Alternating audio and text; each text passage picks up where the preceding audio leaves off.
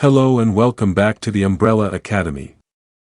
Before going through this lecture, I would strongly suggest you to go through our lecture on Cram's model for diastereoselective addition. In this lecture, we will discuss Felkin-Anh model for diastereoselective addition. Prior to that, let us see what are the drawbacks in the Cram's model that led Felkin to propose a new model for diastereoselective additions on carbonyls. Cram's model proposed this conformation as a reactive conformation, where large group is placed anti to carbonyl oxygen. But this conformation has severe eclipsing strain between alkyl group on carbonyl center and large group on alpha carbon. When a nucleophile approaches the carbonyl carbon via least hindered side of small group, the conformation formed looks like this. This, as we have seen in our lecture on Cram's model, is eclipsed transition state. This eclipsed conformation in the transition state leads to torsional strain, which is energetically unfavorable. Another drawback is that Cram's model focuses solely on steric hindrance, and doesn't account for electronic influences or potential intramolecular interactions.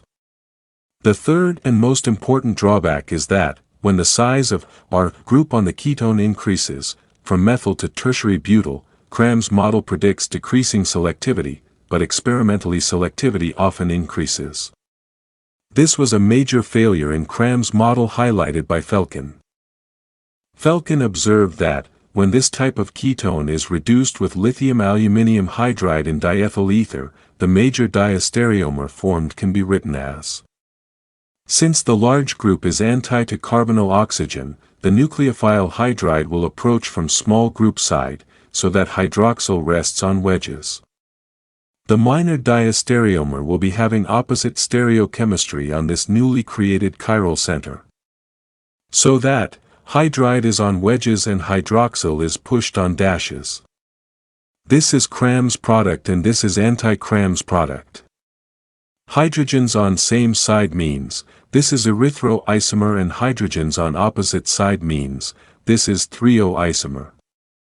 Felkin observed that, when R was methyl, the ratio was found to be 74:26. Increasing the size of R to ethyl, the selectivity increased 76:24. With isopropyl, the selectivity increased 83:17. Tertiary butyl increased selectivity to 98:2. Thus, selectivity increased with increase in size of R group. But as per Cram's model, this should decrease because of steric clash between large group and R group. Thus, we will see in this and coming lectures, that what couldn't be explained by Cram's model, Felkin-Anh model accounted for all those factors. Felkin proposed that, Cram's model was wrong in proposing this conformation as reactive conformation, because L eclipses R group. Felkin and Anh suggested that, a better and energetically favorable conformation can be written if the large group can be placed at 90 degrees to the carbonyl, small group here and medium group here. This way L is farthest from O and R. And there are no eclipsing interactions. If we rotate the alpha carbon by 60 degrees like this, we have L here, S here, and M here. Another 60 degrees rotation puts L here, S reaches here and M is now perpendicular to carbonyl. Further 60 degrees rotation puts L perpendicular to carbonyl, now on left side, S reaches here and M here. Another 60 degrees rotation brings L here, S is now perpendicular to carbonyl and M reaches here. Continuing with another rotation of 60 degrees, L reaches here, S reaches here and M is now perpendicular to carbonyl. Further 60 degrees rotation converts it back to the conformation we started with. In these two conformations, L is close to R. And in these two, L is close to carbonyl oxygen, which makes these four conformations energetically less stable. In this conformation, L is farthest from carbonyl oxygen and R. And there are no eclipsing interactions. Same is the case with this conformation. Thus out of 6 conformations, only these 2 conformations are energetically most stable, which can be interconverted into each other by 180 degrees rotation. As per Felkin-Anh, these 2 are the reactive conformations. The approach of any nucleophile has to take place via Bürgi-Dunitz angle, which is close to 107 degrees. Take right side conformation first. To maintain Bürgi-Dunitz trajectory, nucleophile can approach from this side. This is close to medium group. Or, it can approach from this side. But here nucleophile is close to large group. On this left conformation, nucleophile can approach from this side, again this is close to large group. Or, it can approach carbonyl from this direction, which is close to smallest group and is the unhindered approach. Thus, out of the 2 conformations, only one is most reactive, because the transition state in that case is of lower energy. As per Curtin-Hammett principle, it is the relative energy of transition states that control the selectivity and not the relative energies of the starting material. All 4 approaches maintain the Bürgi-Dunitz angle and only one approach is unhindered and therefore of least energy. Nucleophile will never approach close to large group due to steric reasons. Thus, this unhindered approach, close to small group, will give major diastereomer, and this slightly hindered approach, close to medium group, will give minor diastereomer. To understand it further, consider this ketone. Reduced by lithium aluminium hydride. As per Felkin-Anh, the reactive conformation can be drawn like this, with phenyl perpendicular to carbonyl. So hydride will approach from this unhindered side, maintaining Bürgi-Dunitz angle. There will be no change in position of groups on the back carbon.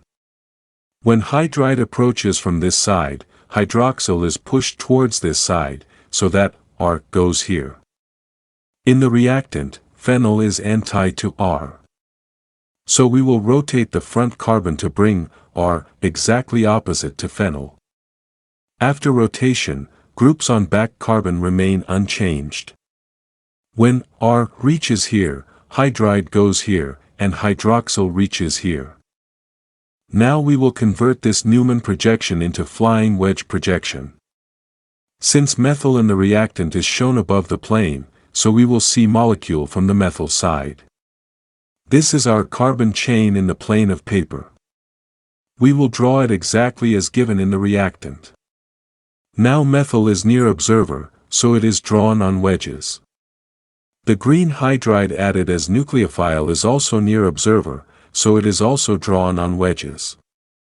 The cyan hydrogen is away from observer, so it is drawn on dashes. Hydroxyl group is also away from observer, so it is drawn on dashes. This nucleophilic approach is from the side of small group and is therefore unhindered, hence this is the major diastereomer, and is called Felkin-Anh product. Now if the reactive conformation is rotated by 180 degrees, we get the conformation like this. In this conformation, nucleophile can approach from this direction to avoid steric hindrance while maintaining the Bürgi-Dunitz trajectory. There is no change in groups on back carbon. Hydride is added from this side. After protonation, hydroxyl is pushed here, group R is pushed here. Again, like before, we will rotate front carbon in anti-clockwise direction so as to bring R group opposite to phenyl group, as has been given in the reactant molecule. After rotation, back carbon remains as such. Group R reaches here, green hydrogen reaches here and hydroxyl reaches here. Now we will convert this Newman projection into flying wedge projection. This is our carbon chain in the plane. Notice that methyl in the original reactant is on the wedges. So we will observe the projection from the methyl side. The carbon chain in the plane is drawn as such. Methyl is near the observer, so it is drawn on wedges, as has been given in the reactant. Hydroxyl is also near the observer, it is also drawn on wedges. The cyan hydrogen and green hydrogen are away from the observer, so these are written on dashes. Since hydride approaches from medium group side, which is hindered compared to its approach from small side, therefore, this is the minor diastereomer formed. This is called anti-Felkin-Anh product. Now notice that, large group phenyl is syn to carbonyl oxygen. The Felkin product has added nucleophile on the side of the medium group. Recall that, this is same as in Cram's product. The anti-Felkin product has added nucleophile on the side of small group. And this is same as in anti-Cram's product. Thus, Cram's model and Felkin-Anh model predict the same diastereomer as major product. They only differ in the choice of reactive conformation they used. Now if we take this ketone and treat with lithium aluminium hydride. This is same reactant as taken in previous case. Except that large group phenyl is anti to carbonyl oxygen. Using Felkin-Anh model, we have to use this as reactive conformation, where hydride approaches from small group side, maintaining Bürgi-Dunitz angle. After approach of hydride and protonation on alkoxy oxygen, we get this conformation. We will rotate the front carbon, so that carbon chain in plane of reactant, is in one line. After rotation we get this conformation, so that carbon chain in plane is in yellow box. We will convert this into flying wedge representation. Methyl in the reactant is shown on wedges. So we observe the Newman projection on the side of methyl. We will get this flying wedge representation. This is same as we have done in previous case, where this was our major diastereomer. But in this case, group R and pH are on the same side in the reactant. Therefore, we will rotate this carbon to bring R on the side of phenyl. After rotation, there is no change in the groups on this carbon. Group R reaches on this side. The green hydrogen which was on wedge here, now reaches on the dashes. And the hydroxyl group which was on dashes, now reaches on the wedges. This is the major diastereomer formed, and is called Felkin-Anh product. If we rotate this reactive conformation by 180 degrees, we get this conformation. Here, hydride nucleophile will approach from this medium group side, so that we get this conformation. To bring group R in the line of phenyl, we rotate the front carbon anticlockwise, so that we get this conformation. Now, we convert this into flying wedge projection. For that, we see the Newman projection from the side of methyl group, as it is given on wedge in the reactant molecule.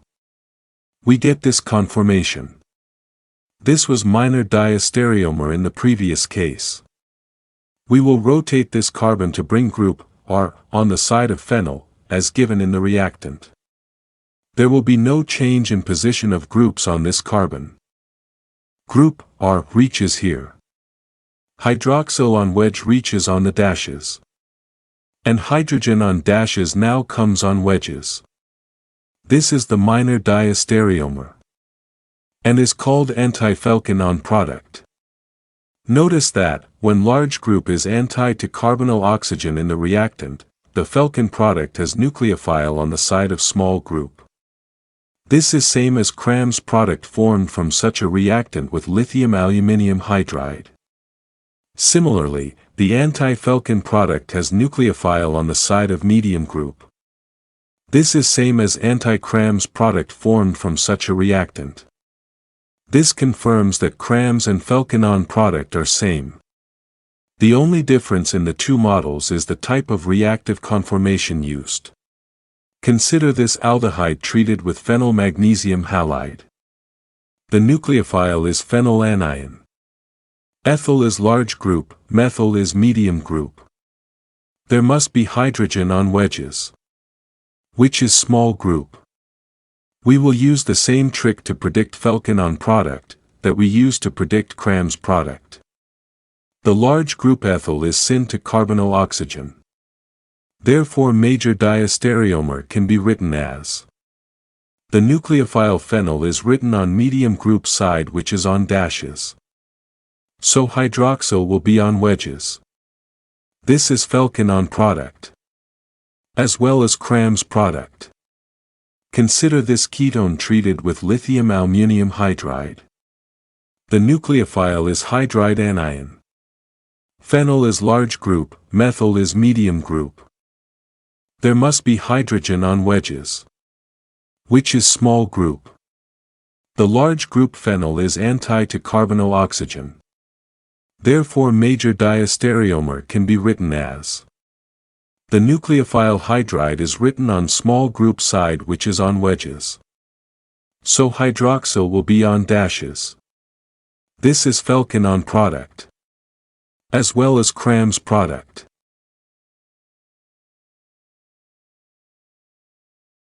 If you don't want to miss out important lectures, then subscribe and press bell icon for notifications of new lecture uploads.